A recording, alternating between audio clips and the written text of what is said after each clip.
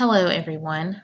My name is Caitlin Bailey, and today I will be talking on real estate. This is for ENT 630 Entrepreneur's Toolbox Assignment.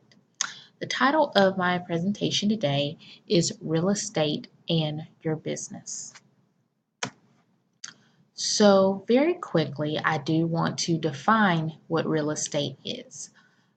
A lot of us, we know about realtors and we've been through our own home buying process. But Merriam-Webster defines real estate as property in building and land. The term real estate actually originates from the 1600s. I found that to be very interesting. It's believed to be a early term used in law to designate a movable property. Some argue that it originates from the Latin word meaning regal. So, and the way they think about that is a lot of royalty owns estates, and they think this means real or royal estate. So I thought that was pretty interesting. Moving along, I do want to talk about the different types of real estate. So, land, just land is considered real estate, and that is your vacant, undeveloped, uh, sometimes used as farms and your ranches. That is vacant land. A lot of times you'll see a lot of commercial real estate or commercial companies selling vacant land for commercial use. They know that it could be a lot more profitable for them if they sold it as commercial use. Commercial real estate, which I'm sure most of us as aspiring entrepreneurs are interested in.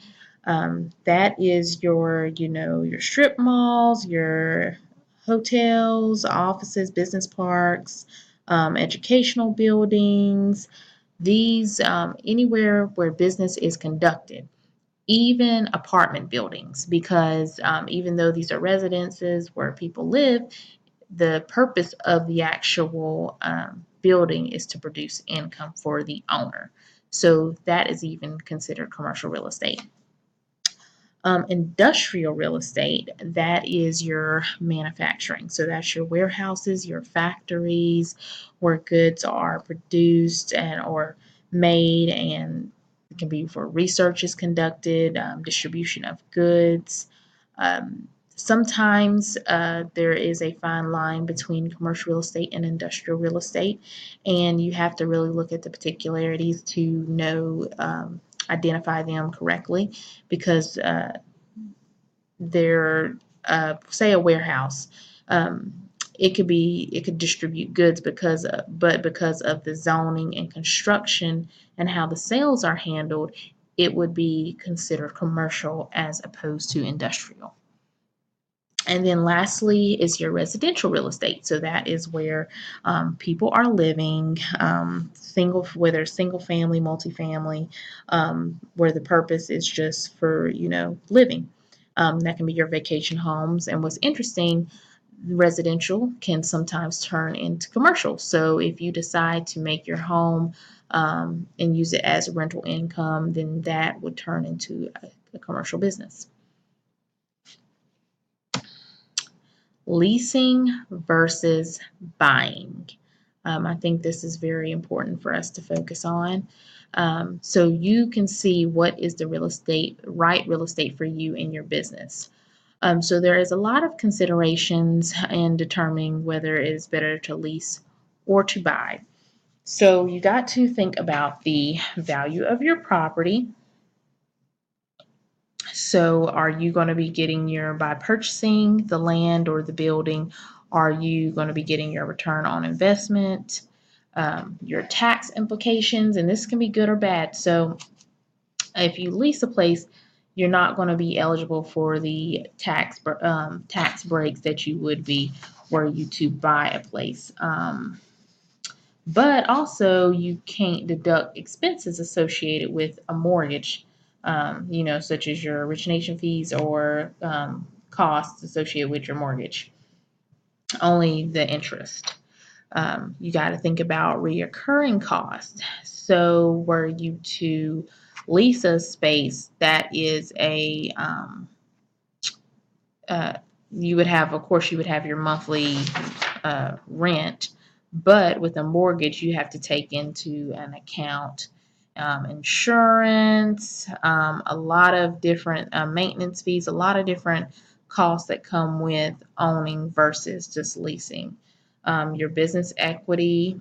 So if you go ahead and buy a building, you own the property, um, or you take out a loan for the property, so your payments actually build equity in the property. So if you decide to sell the property down the line or refinance, the difference between the property's value and what's left on the loan helps you build your equity, and this can be, contributed back into the value of your business.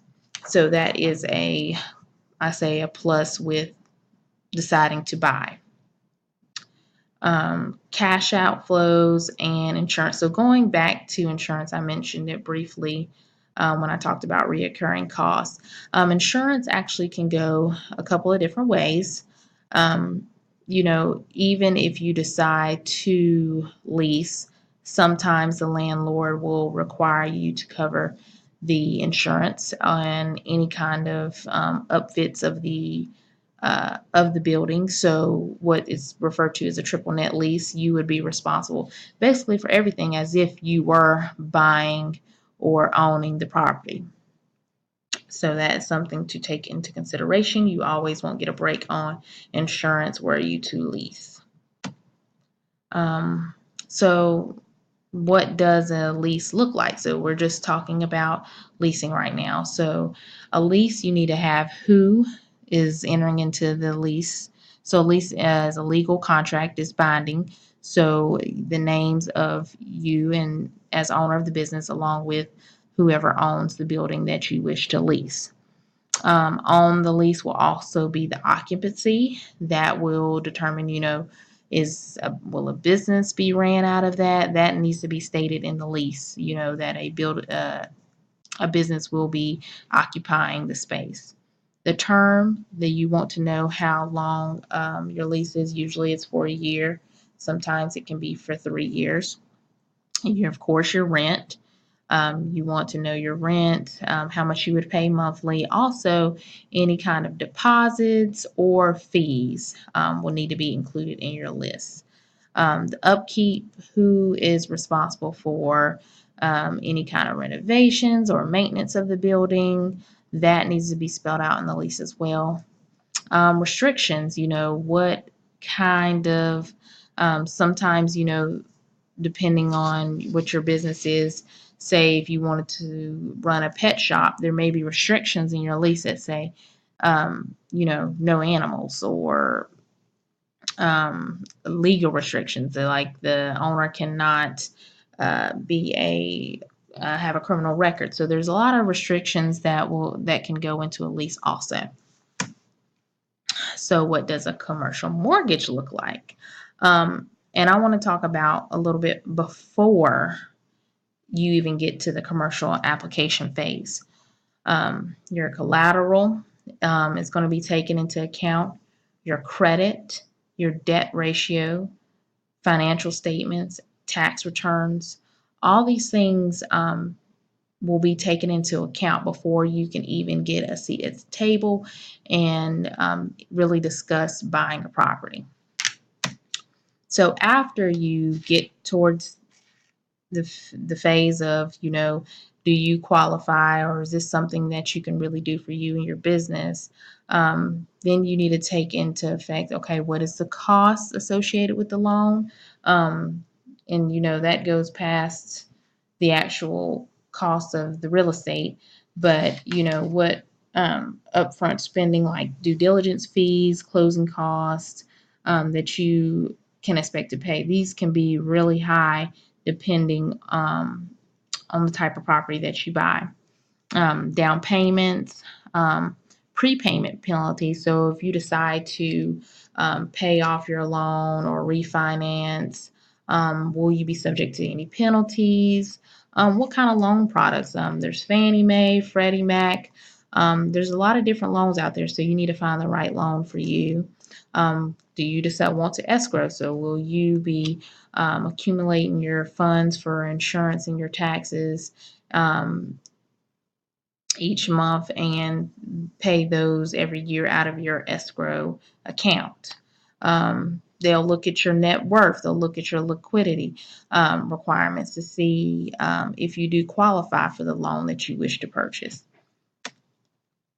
So that is all briefly, and here are some references about real estate and leasing versus buying commercial real estate. Thank you for listening to my presentation.